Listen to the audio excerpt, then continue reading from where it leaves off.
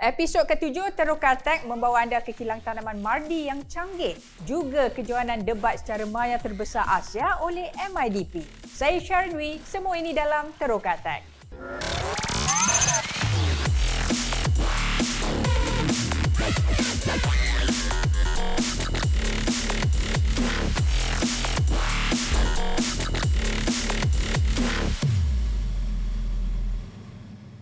Pernah tak anda terfikir bagaimana angkasawan boleh melalui proses ketandas di dalam sup mereka? Murid tahun 3, Zisen Kang Zishun berjaya menyudarkan misi pentadbiran aeronautik dan angkasa nasional NASA untuk membuat rekaan tandas kompak yang dapat beroperasi dalam graviti mikro dan graviti bulan.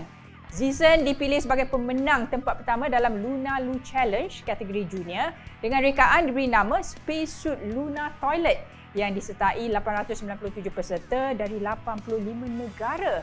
Konsep kinetik mechanical manual digunakan bagi menghasilkan daya sedutan vacuum untuk membukukan najis untuk pembuangan yang selamat. Menurut akhbar The Star, rekaan jenis Malaysia ini mungkin digunakan dalam misi NASA untuk membawa angkasawan kembali ke bulan menjelang 2024. Ini pula tentang teknologi baru kereta yang boleh membawa personality dan membaca personality anda semasa memandu. Ni memang buat ramai nervous ni sebab semua kerena kita dapat dibaca lah. Ini merupakan kerjasama jurutera BMW dengan pengkaji dari China yang mencipta komponen penderia yang dipasang untuk mengesan pelbagai aspek menggunakan bantuan kepintaran buatan AI. South China Morning Post melaporkan teknologi pengecaman personality ini boleh dibina di atas chip silikon dan diintegrasikan kepada sistem komputer kereta bagi membuat rumusan personality pemandu bagi tingkatkan prestasi dan tahap keselamatan kenderaan. Dan baiklah, saya janjikan untuk segmen berikutnya cukup menarik untuk anda semua dalam Terukar Tech. Jadi jom kita terukar. Let's talk a little bit about a lot currently going right now in the technology world. Plug in with Mari Podcast Network. This is a Mari Podcast.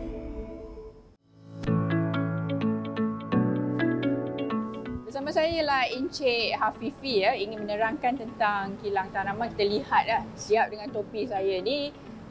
Warna pink colour, hijau dan sebagainya, tanaman pun cukup segar. Jadi Encik Hafifi boleh terangkan apa itu kilang tanaman ni? Kilang tanaman ini merupakan satu inovasi teknologi sistem pengeluaran tanaman sayuran yang kita kawal dengan menggunakan kawalan persekitaran secara artificial. Jadi mungkin Encik Hafifi nak terangkan sedikit apa elemen terpenting untuk menjayakan kilang tanaman ini. Okey. Yang pertama iaitu infrastruktur ini sendiri.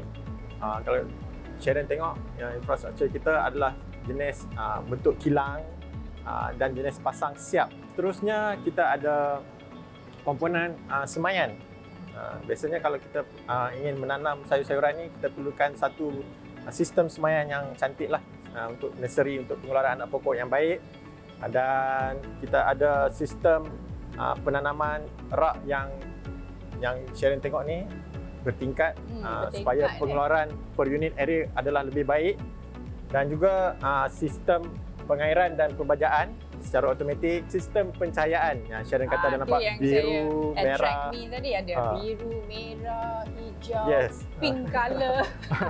Biasanya warna biru adalah untuk kita punya meningkatkan dia punya biomass, dia punya bentuk, dia punya berat. And then warna merah adalah untuk pertumbuhan. So saiz daun akan menjadi lebih cantik, dan juga warna hijau adalah untuk antioksidan yang bagus untuk kita lah. Beza tanaman di sini dengan secara konvensional, di sini kita tidak memerlukan sebarang racun kimia. Menarik minat investor muda. Apa betul. Kelebihan untuk mulakan kilang tanaman? Sistem hidroponik ini yang kita gunakan secara efisien disebabkan oleh pengairan yang secara kitaran. So kita guna balik air yang ada. So, air yang kita gunakan tu tidak membazir lah. So yang pertama. So yang keduanya, kelebihannya pengeluaran per unit area yang tinggi. Kalau Sharon tengok, kita keluarkan 1 meter square ni 5 ke 10 kali ganda daripada secara konvensional lah di luar. Yang ketiganya, kilang ini kita tak ada ikut musim hujan. Maksudnya dalam kilang ni kita boleh keluar secara intensif. Antara parameter yang penting dalam kilang tanaman yang kita pantau adalah pH air, kepekatan baja dan juga suhu dalam larutan baja. So ini menunjukkan rak 1, rak 2, rak 3, rak 4 dan rak 5. Yang ini adalah sistem secara online juga, sistem IoT, tapi untuk melihat persekitaran seperti suhu, seperti kelembapan, kadar CO2 dan juga aliran udara dalam kilang tanaman. Yang mana kita tahu kalau di kawasan luar, kat ladang sebagainya, kilang tanaman ni kita boleh kawal sekitaran dalaman dia dengan lebih berkesan berbanding dekat luar. Dan sama juga seperti sistem pengairan mikro, sistem sekitaran terkawal, sekiranya operator berada di luar, kita boleh terus melihat secara online lah. Kita boleh gunakan tablet ataupun handphone kita. Macam mana saya nak bermula untuk menjinakkan diri, terutama kepada anak-anak muda kita lah. Kita nak kata hello, welcome to industri pertanian kan. Pertama sekali, Mardi ada menyediakan latihan. Dan di sini kami menyediakan latihan secara hands-on juga. Jadi mereka boleh datang dan bertanyakan kepada pihak Mardi untuk mendapatkan latihan khusus untuk kilang tanaman. Okay? Dan di sini kami akan ajarkan daripada proses awal sehingga akhir teknologi apa kami bangunkan, termasuk dengan sistem IoT yang telah kami bangunkan. Mardi sendiri kita telah pun memberi latihan kepada apa yang kita boleh katakan agropreneur muda, dan mereka telah pun melihat sistem kita dan mereka pun membangunkan sistem mereka sendiri. Sebab benda ni kita boleh dapat dekat luar juga, Sharon. Ni I tak pernah potong sayuran ni, first time ni. Kat rumah adalah nak masak, tapi dekat kilang tanaman tak pernah lagi. Cantik. Macam tu lah.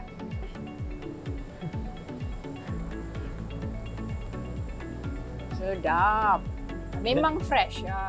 This is very good. Dan sangat bersih juga kan. Ni nak satu, nak toy satu lagi boleh? Boleh.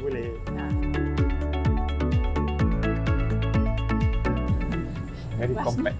Lepas ni boleh kerja kat sini lah. boleh, tak ada masalah. Ini adalah cara terbaik, kombinasi teknologi dan juga orang kata kilang tanaman secara inovatif dan kreatif ini untuk menghasilkan lebih banyak sayur-sayuran. Jadi kepada anda semua, saya dah makan ni. Jangan lupa terus bersama kami untuk segmen ketiga Toro Katak. Tuan-tuan dan puan-puan, Malaysia adalah negara terindah di dunia. Sudah pasti dengan masyarakat mazmur, makanan sedap-sedap. Betul tak? Tu testing je sebab nak masuk competition berdebat ni, perdebatan. Jadi bersama saya adalah expert ya dalam dunia debat ni. Bersama saya adalah Emilia Sharif, iaitu Ketua Pegawai Eksekutif Institut Debat dan Pidato Malaysia MIDP. Terima kasih Emilia kerana bersama Toro Katak pada hari ini. Terima kasih Sharon. Ya, ramai yang ingin tahulah tentang dunia pidato dan debat ni kan. Kemungkinan besar Emilia pun dengan rakan-rakan dan tim Emilia MIDP sendiri mencipta sejarah dalam kejohanan debat secara maya terbesar di Asia. Jadi boleh terangkan sedikit tentang kejohanan ni? Okey, kejohanan ni dipanggil sebab kejohanan ni dalam bahasa Inggeris, so kita panggil Asian British Parliamentary Debating Championship ataupun secara pendeknya ABP. ABP ni adalah salah satu kejohanan yang paling berprestij di dunia. Salah satu kejohanan yang terbesar di Asia dan juga di dunia, di mana pelajar-pelajar universiti seluruh Asia akan datang dan bertanding untuk mendapatkan gelaran juara Asia yang terbaru. So kita recently MIDP dah menang bid untuk host. So cara nak menjadi host pertandingan ni adalah kita perlu bid kepada Council Debat Asia, and then negara-negara akan undilah siapa yang diorang nak untuk menjadi host. Usually Malaysia memang pilihan yang popular lah sebab ramai orang suka datang Malaysia. So tahun ni kita menang bid tapi diorang tak boleh datang sini So kita tukar pertandingan ni untuk jadi online. Sebab it's a very important event. Yeah, very interesting. Kena buat bidding just like sports. Kita kena bid untuk Olympic Games, Betul. Sukan Asia, Sukan C dan sebagainya. Bila dah dapat jadi host, that means it's a privilege.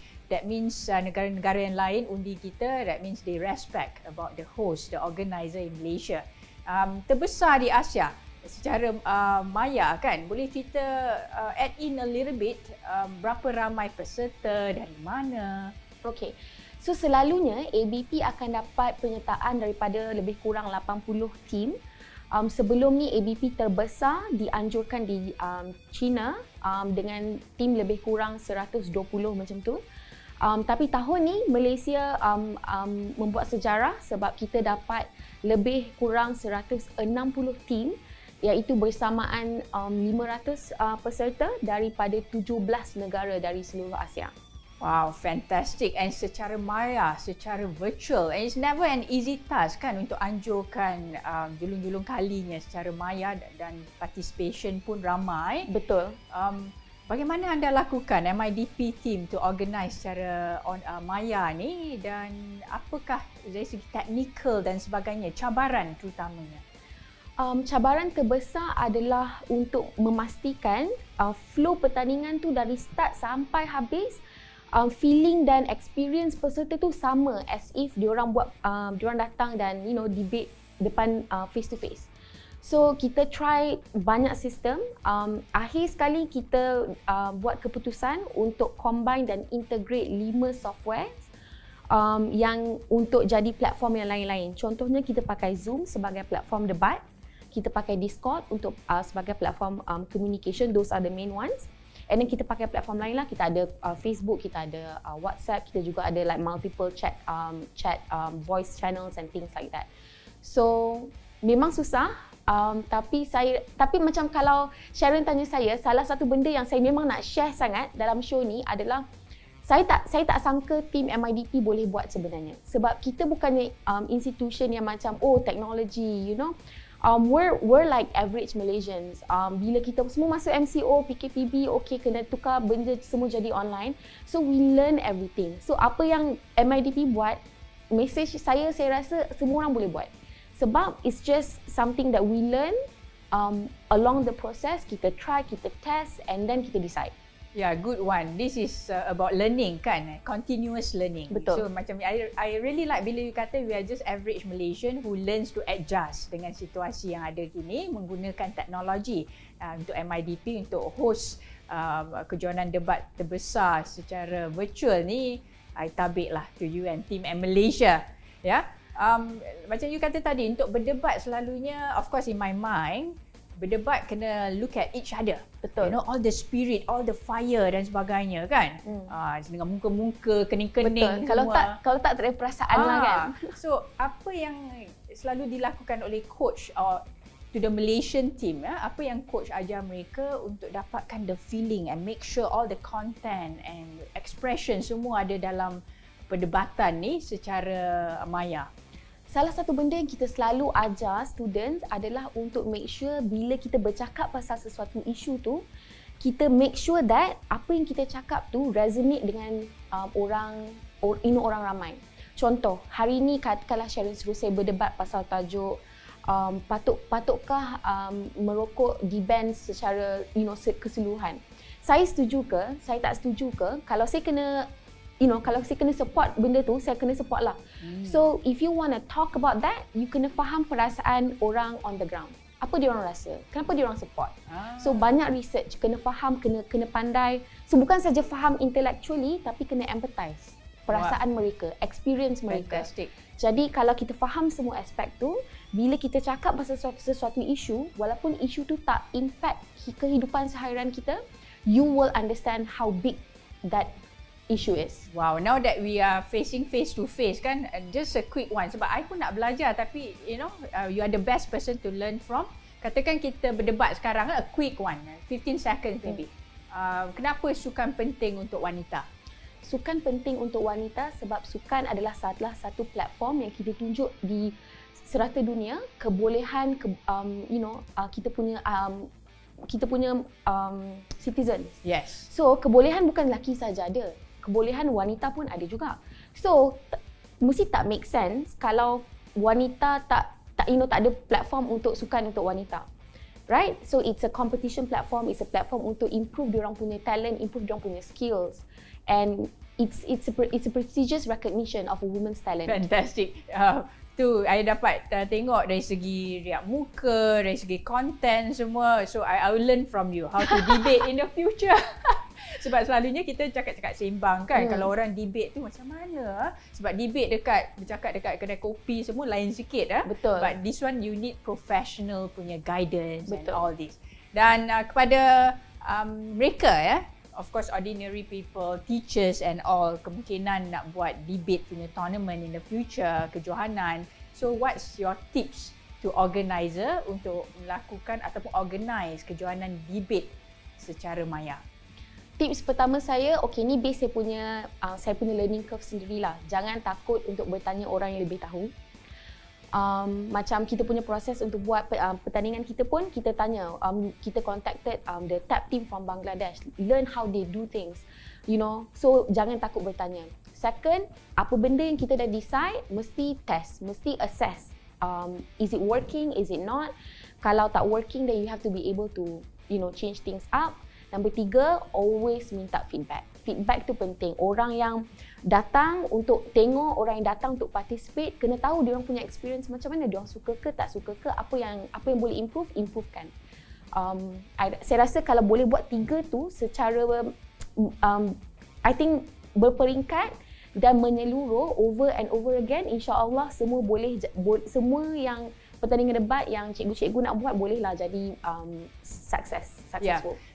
Cakap tentang perdebatan, that means public speaking and all this, something that Malaysian, especially our young ones, kanak-kanak kena bermula daripada kanak-kanak lah, comfortable untuk bercakap, outspoken dan sebagainya.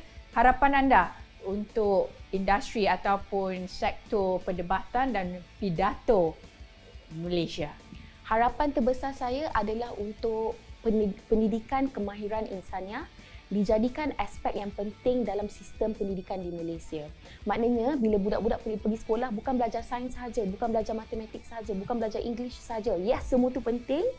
Tapi apa yang sama penting adalah kemahiran insaniah untuk jadi yakin, untuk berdiri, stand up for themselves. Bercakap, join politics kalau diorang nak, join whatever issue, discussion, whatever that they want kan. So saya rasa kalau nak menyeluruh pembangunan kanak-kanak dan teenagers kat Malaysia, kena tengok bukan sahaja hard skills but also soft skills. So itu harapan saya. Totally agree with you, Amelia. Hard skill, soft skill and street smart, book smart, semuanya perlu digabungkan. Betul. Because it's very important to create ataupun menghasilkan dan meramaikan kanak-kanak ataupun orang Malaysia yang cerdik pandai dan berdaya saing lah di peringkat antarabangsa. Saya nak tambah Sharon, sebab ramai orang fikir debat dan pidato ni adalah sesuatu yang elit. You bolehlah jadi debater, you pergi sekolah private school, macam tu. Saya tak pergi private school, saya pergi sekolah sekolah kebangsaan all the way. Tapi saya rasa penting untuk kita sedar yang ini adalah bukan sesuatu isu yang elit.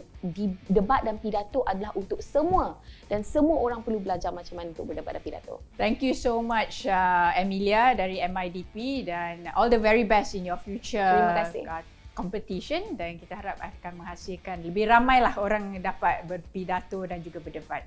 Dan begitulah untuk segmen kali ini dan juga episod pada kali ini di Teruk Katai. Jangan lupa terus bersama kami kerana kami akan memberikan berita-berita perkembangan terkini teknologi dan memperkenalkan bakat-bakat Malaysia. Sampai di sini saja saya Sharon Wee, semuanya bersama dengan Teruk Katai.